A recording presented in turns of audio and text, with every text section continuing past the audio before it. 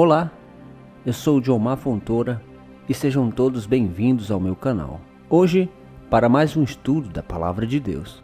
Em Apocalipse, a palavra diz: Eis que venho em breve, feliz é aquele que guarda as palavras da profecia deste livro. O dia do juízo e redenção divina não está longe dos nossos dias, e não irá demorar muito para que toda a palavra se cumpra. E por isso são felizes e bem-aventurados aqueles que guardam a palavra de Deus em seus corações. O texto está no segundo livro de Reis, capítulo 4, verso 1 ao 7. Certo dia, a mulher de um dos discípulos dos profetas foi falar a Eliseu: Teu servo, meu marido, morreu, e tu sabes que ele temia ao Senhor. Mas agora veio um credor que está querendo levar meus 2 filhos como escravos. Eliseu perguntou-lhe: Como posso ajudá-la? Diga-me, o que você tem em casa? E ela respondeu: Tua serva não tem nada além de uma vasilha de azeite. Então disse Eliseu: Vá pedir emprestadas vasilhas a todos os vizinhos, mas peça muitas. Depois entre em casa com seus filhos e feche a porta. Derrame daquele azeite em cada vasilha e vá separando as que você for enchendo. Depois disso, ela foi embora. Fechou-se em casa com seus filhos e começou a encher as vasilhas que eles lhe traziam. Quando todas as vasilhas estavam cheias, ela disse a um dos filhos: Traga-me mais uma. Mas ele respondeu: Já acabaram. Então o azeite parou de correr. Ela foi e contou tudo ao homem de Deus, que lhe disse: Vá e venda o azeite e pague as suas dívidas, e você e seus filhos ainda poderão viver do que sobrar. Veja que situação complicada esta mulher se encontrava. Com dívidas que ela não podia pagar, em desespero, ela vai até o homem de Deus em busca de socorro. Se aquela dívida não fosse paga, os credores iriam levar seus filhos e os tornarem escravos. Indagando a mulher a respeito do que ela tinha em casa, o homem de Deus percebe que a mulher tem uma botija de azeite. Então ordena que a mulher peça muitas vasilhas emprestadas e feche as portas da sua casa, e que, com a botija de azeite que ela tinha, fosse despejando azeite nas vasilhas que ela tinha pego emprestada. A mulher então vai e faz conforme a palavra do homem de Deus. E o milagre acontece. Todas as vasilhas que ela pegou emprestada foram cheias até transbordar com o azeite. Voltando então ao homem de Deus para relatar o que tinha acontecido, ela ouve então o homem de Deus que lhe diz: Vá, venda o azeite e pague as suas dívidas, e você e seus filhos ainda poderão viver do que sobrar. A palavra nos revela que largo e amplo é a porta que leva à perdição. Milhares de pessoas estão presas às correntes, às cadeias deste mundo, na escravidão do pecado.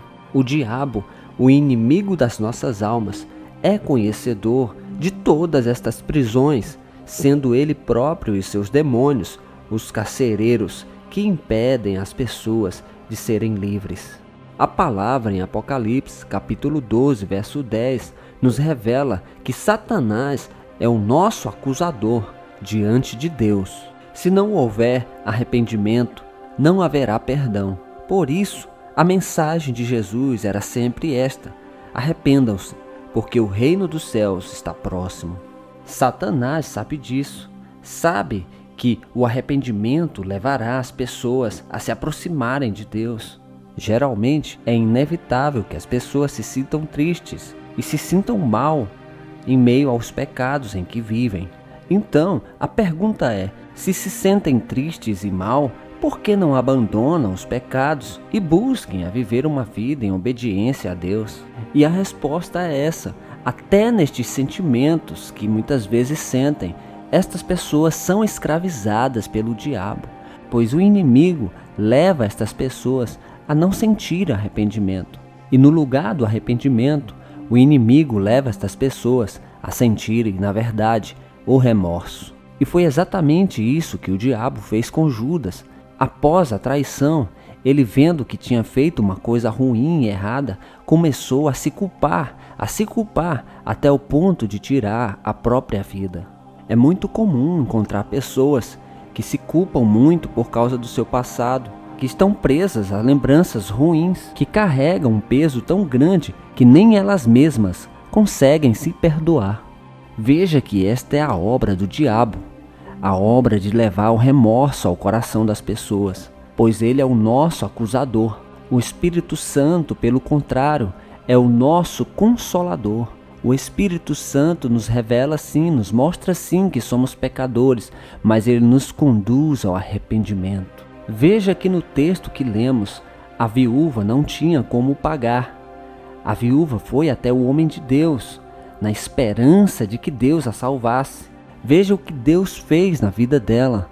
Multiplicou o azeite que ela tinha da botija, que encheu todas as vasilhas que ela tinha pegado emprestada, que foi mais do que suficiente para que ela pagasse a dívida dela, que ainda sobrou para que ela vivesse por muito tempo ainda com a venda do azeite restante. Por isso, querido e querida, jamais permita que o diabo coloque no teu coração o sentimento do remorso, pois o remorso não nos leva a Deus, ele só nos leva a uma vida deprimente. Assim como Deus pagou a dívida da viúva para com os credores, Cristo na cruz pagou a nossa dívida por conta do pecado, pagou de forma abundante, com muita sobra.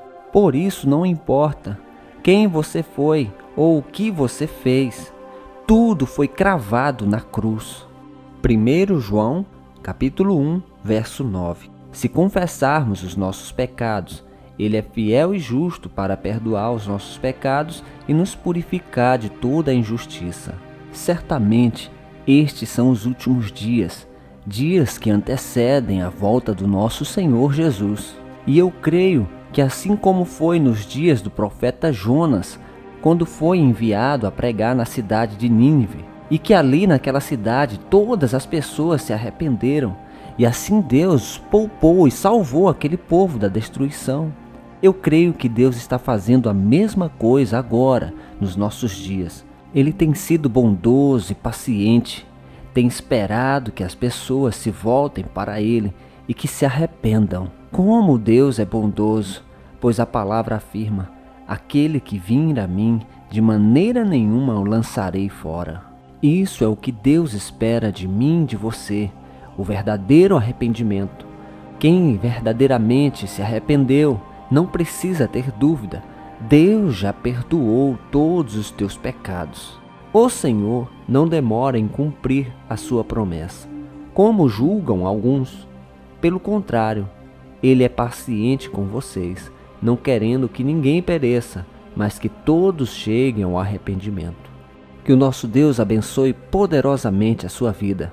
Fique com Deus, fique na paz.